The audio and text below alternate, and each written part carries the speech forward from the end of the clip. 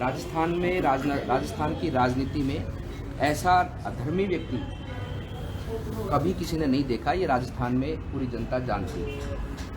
Sir SP भी आपने आरोप लगाया। एसपी डीसीपी वो आरोप लगा रहे हैं। डीएसपी आरोप लगा रहे हैं कि आपके यहाँ से पैसे गए थे। डीएसपी की क्या हिम्मत है मेरे पे आरोप लगाने की? वो खुद दलाल है, खुद वहाँ पर वसूली करता है, गुंडागर्दी करता है।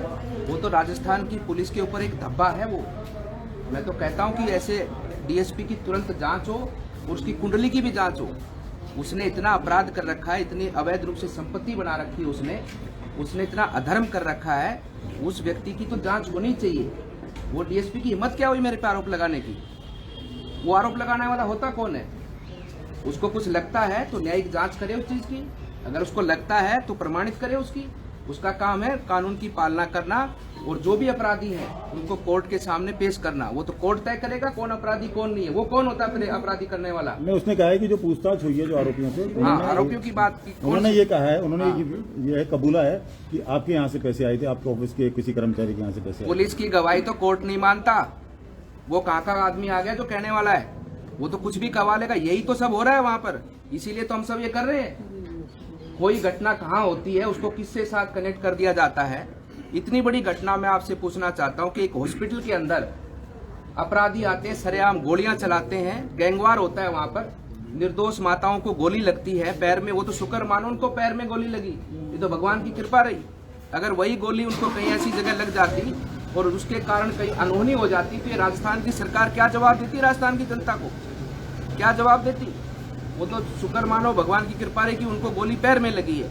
इतनी बड़ी घटना, और इतनी बड़ी घटना के अंदर कोई भी व्यक्ति हो, चाहे वो मैं ही हूं क्यों ना, चाहे कोई और क्यों ना हो, कोई भी व्यक्ति क्यों ना हो, अगर उसके तार जुड़ते हैं तो क्या पुलिस उसे छोड़ देगी? बताओ, छोड़ देगी उसको पुलिस?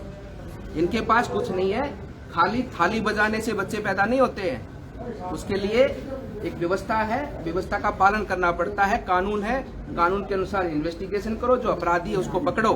अपराधियों के बहाने निर्दोष कार्यकर्ताओं को इस प्रकार से पकड़ना, तुम्हारी राजनीतिक महत्वाकांक्षाओं के कारण तुम इस प्रकार से अपराधियों के ऊपर, कंधे के ऊपर बंदूक रखकर निर्दोष कार्यकर्ताओं पर चलाते हो, ये बिल्कुल बर्दाश्त नहीं होगा। महाराज जी, आपके लिए भेड़िए जैसा शब्द का इस्तेमाल उन्होंने किया है और मारपीट करने की भैया, मेरे को तो वो रोज मार केस होता है, उसके मारने से मर जाऊंगा क्या मैं? वो तो रोज यही मार केस होता है मेरे को। रोज रात को उसको नींद खुलती है, उसकी नींद नहीं आती उसकी, क्योंकि उसको चिंता ही मेरी है। वो इतना दुखी परेशान है, उसकी आत्मा इतनी परेशान है कि मैं क्या करूं इस बाबा जी का। लेकिन उसके कहने से कुछ नहीं होने वाला। ये राजस्थान की जनता जल्दी न्याय करेगी, और ऐसे लोगों को, ये ऐसे अधर्मी लोगों को, ऐसे पापी लोगों को, मैं तो इतना ही कहना चाहता हूँ, ऐसे पापी लोगों को तो भगवान भी अगला जन्म नहीं देगा। इनको अगला जन्म ही नहीं मिलेगा। ये मैं बता रहा हूँ आपको। इतने पाप कर दिए इन लोगों ने, इनका पापों का घड़ा इतना भर चुका है कि हमारे सनातन धर्म में परंपरा है कि पूर्व जन्म होता है, आगे भविष्य में जन्म होता है। लेकिन मैं कहता हूँ कि इन अपराधियों का, इन पापियों का आगे भविष्य में जन्म ही नहीं होने वाला। इतने अपराध इन लोगों ने कर दिए। महाराज जी, आखिरी सवाल है, जोरीलाल मीणा का जो बेटा है, अरे ये सब लोग यही काम कर रहे हैं, पूरी सरकार यही काम कर रही है, पुलिस बेचारी करे क्या? ये जो डीएसपी है, इस डीएसपी को पूछो, इसकी कॉल डिटेल निकालो। परसों घटना के दिन कितने फोन इसको आईजी साहब ने किए, कितने फोन इसको एसपी साहब ने किए, उनके फोन तक नहीं उठाए इसने। लगातार इस विधायक के फोन पर कॉन्फ्रेंस में संपर्क में था, इसके कान में ब्लूटूथ लगा हुआ था और फोन विधायक के लगातार चालू था, उनका फोन नहीं उठाया। संबंधित दूसरे डीएसपी ने, थाना एसएचओ ने इसकी एसपी साहब से 3 बार बात कराई है वहां पर, और जिन लोगों को पकड़ा उन लोगों को लॉकअप में भी डाल दिया इन लोगों ने। इस डीएसपी ने तो जो काम किया है, मैं फिर वही कहता हूँ, ये पूरी जिंदगी भर ये अपने आप पे पश्चाताप करेगा कि जो इसने कल अधर्म और अन्याय परसों जो किया है ना, इस अधर्म और अन्याय का पश्चाताप इसके पूरे जीवन भर इसको भुगतना पड़ेगा, पूरे जीवन भर। महाराज जी, आखिरी सवाल है, क्या जोरीलाल मीणा से इस्तीफा नहीं मांग लेना चाहिए? अरे पूरी सरकार से मांग लेना चाहिए। इस सरकार को कोई दायित्व नहीं जो किसानों से झूठ बोलकर यहाँ सत्ता पर बैठी, युवाओं को धोखा देकर सत्ता पर बैठी है। ये सरकार कहाँ इस कुर्सी पर बैठने के लायक है? पूरे राजस्थान को इन लोगों ने बेच दिया इन निर्दलीय विधायक के चक्कर में। हर तरफ अवैध रूप से गुंडागर्दी, खनन, भूमाफिया, ये लोग, आज पुलिस का काम क्या रह गया? किसी भी भूमाफिया की जमीन है उसको कब्जा करवाने का काम रह गया, कब्जा दिलवाने का काम रह गया। यही काम सब कर रहे हैं। सरकार की भूमि है, जो गोचर भूमि है, चाहे कृषि भूमि, चाहे स्वायत्त भूमि है, उनके ऊपर अवैध रूप से कब्जा करवाने का काम रह गया। लूट रहे हैं राजस्थान की जनता को ये कांग्रेस के लोग, और तिजोरियां भर रहे हैं उसकी राहुल गांधी की उसकी यात्रा का डीजल भरवा रही है कांग्रेस की सरकार, और कुछ नहीं करनी। संत समाज पर लगातार प्रहार किया जा रहा है राजस्थान में। अरे इन चीजों से हमको कोई फर्क नहीं पड़ता, ये ऐसे लोग कुछ भी बोलते रहेंगे, ऐसी कोई बात रहेगी तो संत समाज सब चीजों को देख रहा है। मेरे को लगातार पहले भी इसके बोलने पर कई बार फोन आए और उन्होंने कहा कि आप बताइए हमारे को कोई आदेश हो तो।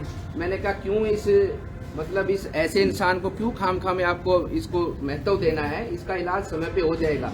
अब तो क्या करें, ये व्यवस्था है, विधायक बन गया वो गलती से भुगतना पड़ेगा, झेलना पड़ेगा, लेकिन आगे आने वाले समय पर उसकी कोई पीढ़ियां क्या, उसके आगे 10 पीढ़ियां हो जाएंगी तो भी उसका वंश का कोई विधायक नहीं बन पाएगा वहां से। लेकिन डीएसपी ने जो बोला है तो आप क्या कहना चाहेंगे उससे कि आप पे आरोप लगाए हैं, आपके स्टाफ से पैसे आए हैं, आपका क्या? अरे तो आरोप साबित करो ना भाई, उसके कहने से क्या मतलब है, तू कुछ भी बोल दे, तू विधायक का, तू तो मैं कहना नहीं चाहता वो तो इस प्रकार का चमचा, उसका थूका हुआ चाटता है वो। अरे महाराज जी, आप समझ में आई बात? आप कह रहे हो वो बनेंगे नहीं। उसका कहने से क्या मतलब है, अगर ऐसी बात है तो तू पेश करना उस चीज को, तथ्य पेश करना। अपराध की घटना से आप लिंक कैसे कर दोगे किसी चीज को, उसके लिए तथ्य चाहिए भाई। तेरे कहने से हो जाएगा कुछ? तू तो रोज मेरे को फांसी चढ़ा देगा, चढ़ जाऊंगा फांसी में। आप भी श्राप दे रहे हैं महाराज जी। शराब नहीं दे रहा, ये वास्तविकता है। शराब, हम संत परंपरा का पालन करते हैं, गुरु महाराज के बाबा के आशीर्वाद से हम किसी के लिए ऐसे अपशब्द नहीं बोल सकते, लेकिन एक बात जरूर बोलता हूँ कि इन लोगों को शराब देने की जरूरत ही नहीं है। इनके कर्म इतने खराब हो चुके हैं कि भगवान देख रहा है, इनको नहीं मिलना पुनर्जन्म। और हमने तो परसों भी यही कहा था कि सबको मोक्ष की प्राप्ति होगी, जो लेना चाहे या ना लेना चाहे उसको भी हम मोक्ष की कामना कराएंगे। मोक्ष की कामना के बाद में दोबारा जन्म नहीं मिलता।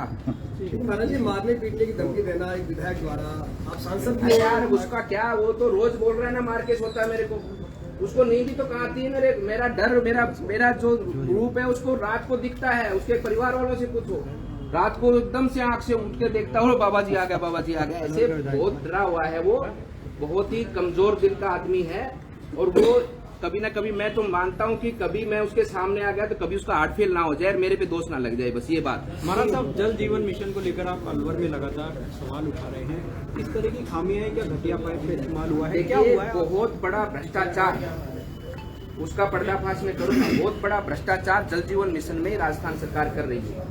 पाइप, जो प्लास्टिक की पाइप है, उसके अंदर इतनी लो क्वालिटी की लगाई जा रही है। मैं तो लोगों से ये भी कहना चाहता हूँ कि उस पाइप के जो द्वारा पानी आएगा वो जहरीला पानी, प्लास्टिक की पॉलीथीन, जो केमिकल के ड्रम आते हैं उनको गलाकर दोबारा से उस पाइप के अंदर बनाया जा रहा है। कल को वो केमिकल युक्त ड्रम का जो लिक्विड है उस पाइप के साथ, पानी के साथ मिलकर जनता के गले में जाएगा, उनके पेट में जाएगा, कितना बड़ा नुकसान होगा। बहुत ज्यादा व्यापक रूप से भ्रष्टाचार बोरिंग करने में भी, पाइपलाइन में भी और टंकी बनाने में भी।